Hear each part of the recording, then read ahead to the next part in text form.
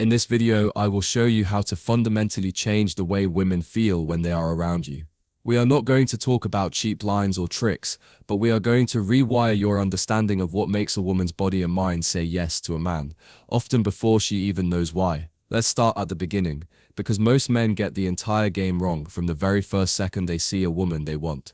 The average man's brain immediately asks one question: what can I do or say to get her to like me? This single question is the root of all failure, because it instantly puts you in a position of begging for her approval, and you become just another applicant asking for the job.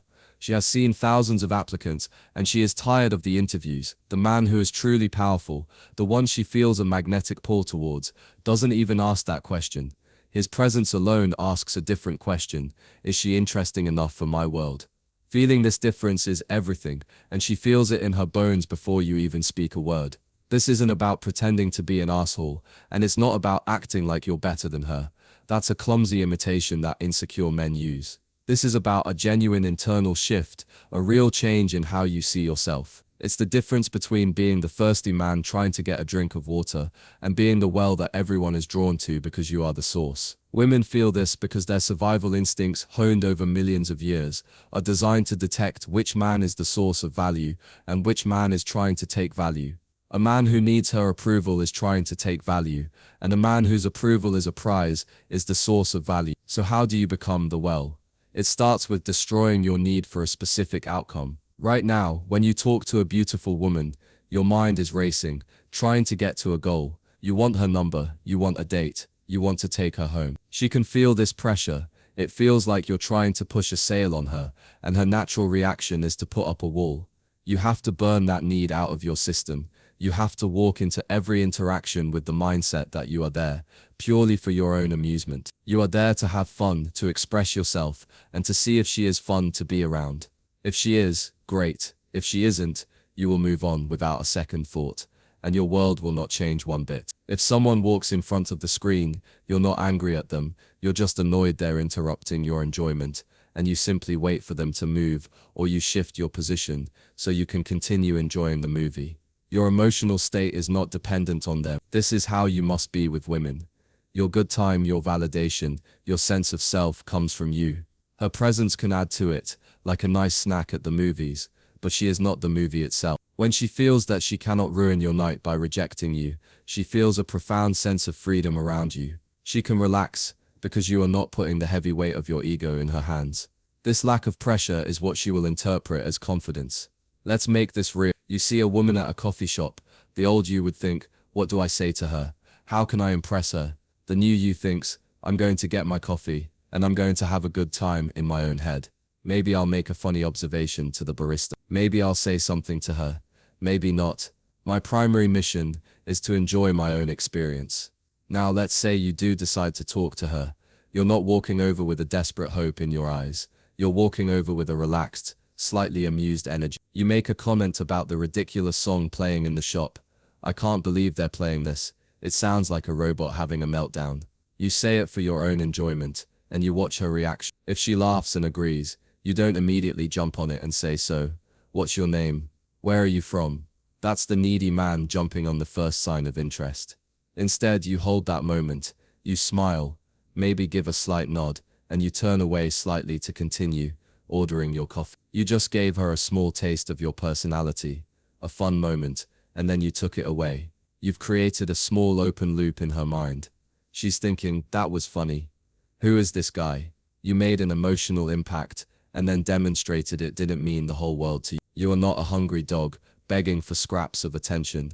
This dynamic of giving and taking away, of creating pleasure, and then adding a little bit of tension, is the engine of attraction. Women don't fall for men who make them feel comfortable and safe all the time. That man becomes the friend, the brother. They fall for men who make them feel a roller coaster of emotions. They want to feel excitement, a little bit of uncertainty, a sense of challenge. Think about it. The nice guy is a smooth, flat road. It's predictable, and it's boring. The man she can't resist is a winding mountain road, with incredible views, but also a few sharp turns. It makes her feel alive. So how do we build this roller coaster? We do it by playfully challenging her. by disagreeing with her in a way that's fun. Most men think their job is to agree with everything a beautiful woman says. She says she likes a certain band. They immediately say, "Oh, I love them too." They become a mirror, and having a conversation with a mirror is boring. The man who creates a spark does it differently. She says, "I just love indie movies." The average man's mind races to name an indie movie he also likes.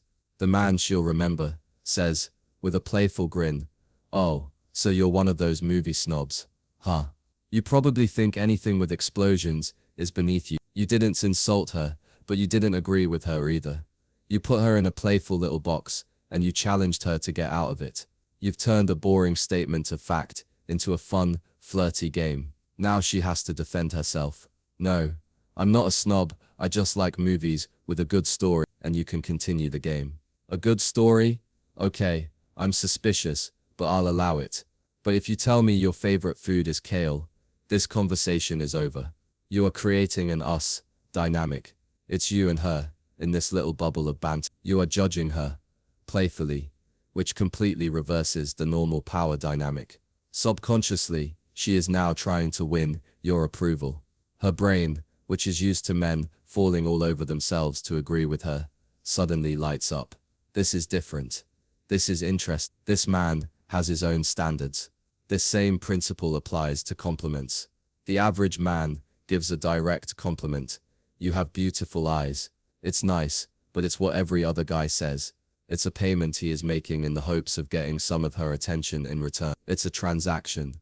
The man who gets under her skin uses a different method. He might say, "You have these really intense eyes. It's kind of distracting. I'm trying to have a serious conversation here about pineapple on pizza, and you're making it very difficult. Let's break that down." "You have intense eyes" is the compliment, but then you immediately reframe it as a problem for you. It's distracting, you're making it difficult. Now the compliment isn't a gift you're handing to her. It's an observation about the effect she's having on you, and you're playfully complaining about it. She still gets the validation of the compliment, but it comes wrapped in a layer of challenge and humor. It makes her feel powerful, but it also shows that you are not so easily swayed.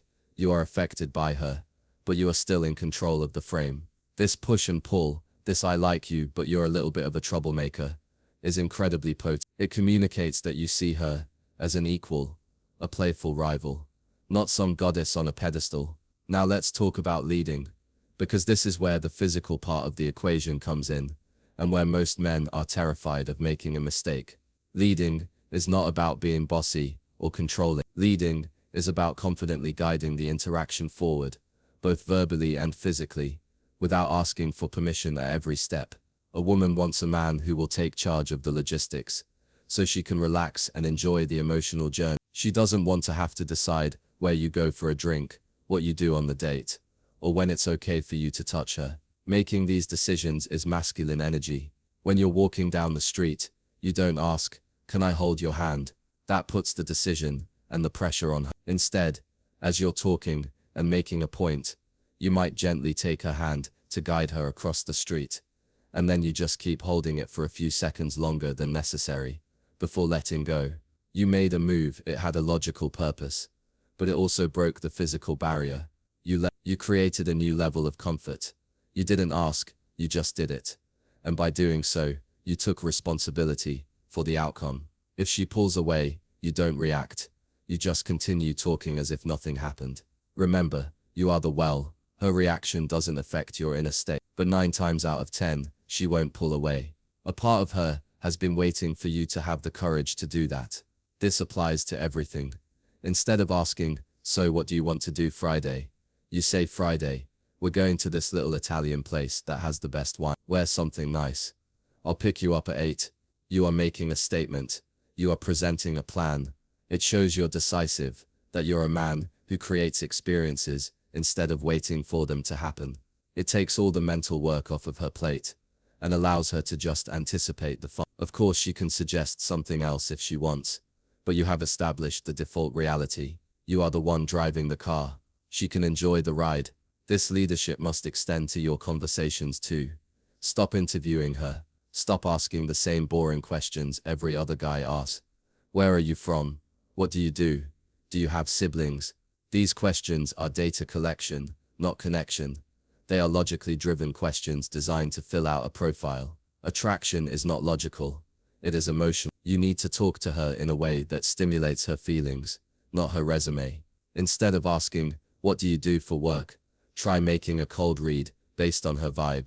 You have a very creative energy about you. Let me guess. You do something where you're not stuck behind a desk, or you're probably a dance instructor, or maybe a professional spy. Final answer. Spy. This is so much more engaging. It's a game. It's not about being right. It's about being interesting. You are showing that you are paying attention to her essence, not just the facts of her life. And you're being playful and a little bit ridiculous. It allows her to open up in a much more natural way. Haha. No, I'm an architect, but spy sounds way more fun. And just like that, you're in a real conversation, one that's unique to the two of you. Another powerful way to lead the conversation is to assume a connection that doesn't exist yet. Instead of treating her like a stranger you need to get to know, you talk to her as if you're old friends who are just messing with each other. For example, if she says something you playfully disagree with, you can say, "That's it. I knew we would have our first fight. Eventually." This is just like that time we argued about what to name our hypothetical dog. This technique of jumping into a future or an imagined past creates an instant sense of intimacy and fun. It's called building a frame. You are building a frame of you and me, a world where you already have a shared history or a shared future. It's a fantasy, and it's a fantasy that is much more compelling than the boring reality of I am person A and you are person B, and we are exchanging information. She will want to stay in that frame you've built because it's more fun than the real world. Let's look at the underlying biology here, because this isn't just social tricks. This is programming. For the vast majority of human history, a woman's survival and the survival of her children depended on choosing a mate who was strong, resourceful, and had high status within the tribe. A man who was decisive, who could lead, who wasn't easily rattled, and who was desired by others, was a much better bet than the man who was timid, agreeable, and always seeking approval. Her modern brain still runs this ancient software. She isn't consciously thinking, "I need a man who can protect me from a saber-toothed tiger," but her body and her subconscious mind react with a feeling of attraction to the modern-day equivalents of those traits: emotional strength, decisiveness, a strong sense of self, and the social intelligence to playfully challenge and lead. When you are being needy, when you are seeking her approval, you are sending a signal that you are a low-status man. You are signaling that your survival and well-being depend on her, which is a massive turn-on. When you are independent of the outcome, when you lead, when you playfully challenge her, you are signaling that you are a high-status man who has his own world in order, a man who has options. This is what she is programmed to respond to on a gut level. It's not a choice she makes, it's a feeling that happens to her. Your job is not to convince her mind, it's to create that feeling in her body. One of the most potent ways to signal this is through what we can call pre-selection. The female brain is wired to pay close attention to which men other women find attractive. If she sees you in a bar, and you're surrounded by people, laughing, having a good time, and especially if other women are touching your arm or looking at you with interest, her attraction to you will increase tenfold before you ever say a word to her. You have been pre-selected. Her brain thinks, if all these other women want him, he must have something valuable to offer. You don't need to be a rock star to create this effect. It can be as simple as having a good relationship with the female bartender, or being friendly and warm with the women in your social circle. When the woman you desire sees you, are comfortable, respected, and liked by other females, it removes a huge amount of risk for her. It's a social certification that says, this man is safe, he is cool, he is not a creep. If you are a loner sitting in the corner, staring at her, you are an unknown quantity, a potential threat. If you are the center of a warm, fun social circle, you are a known prize. This is why developing your social life in general, and having platonic female friends, is one of the most powerful things you can do to become more attractive. The man who is truly irresistible operates in his own reality, and he invites women into it. The average man tries to enter her reality. He asks her what she likes to do, what music she likes, what her hobbies are, and then he tries to mold himself to fit those interests. He becomes a chameleon, And women are not attracted to chameleons.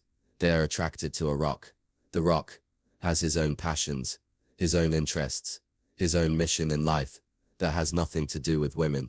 Maybe it's his business, his art, his fitness goals. This mission is his primary focus. Women are a wonderful, beautiful, and exciting part of his life, but they are not the center of his life. When a woman meets a man like this, she feels his sense of purpose. She feels that his life is already a great movie in progress, and she wants to be a character and she has to earn her role in his story. This is the opposite of the man whose life is an empty stage, waiting for a woman to arrive and become the star of the show. That's too much pressure for her, and it's unattractive. So, you must ask yourself, what is your mission? What are you building? What gets you out of bed in the morning with a fire in your belly? That isn't about chasing women. When you have that, your interactions with women will change completely. You'll stop seeing them as a goal to be achieved and start seeing them as potential partners to join you on your already awesome journey. This energy is incredibly compelling. She will feel that your attention is a scarce resource because it's mostly focused on your path, and so she will value it more when she gets it. Think about the way you use your voice and body. The needy man often talks quickly, in a higher pitch, because he's nervous and he's trying to rush to get her approval.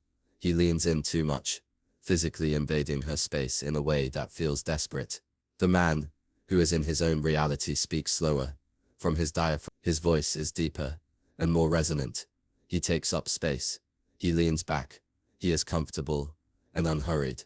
He makes steady eye contact, not in a creepy, predatory way, but in a relaxed, confident way that says, I see you, and I am not intimidated. These nonverbal cues are sending a constant stream of information to her subconscious. A slow pace of speaking signals that you believe what you are saying is important, and people will wait to hear. Leaning back signals that you are relaxed and in control. You're not trying to get something from her. Strong eye contact signals confidence and presence. Practice these things. Record your own voice.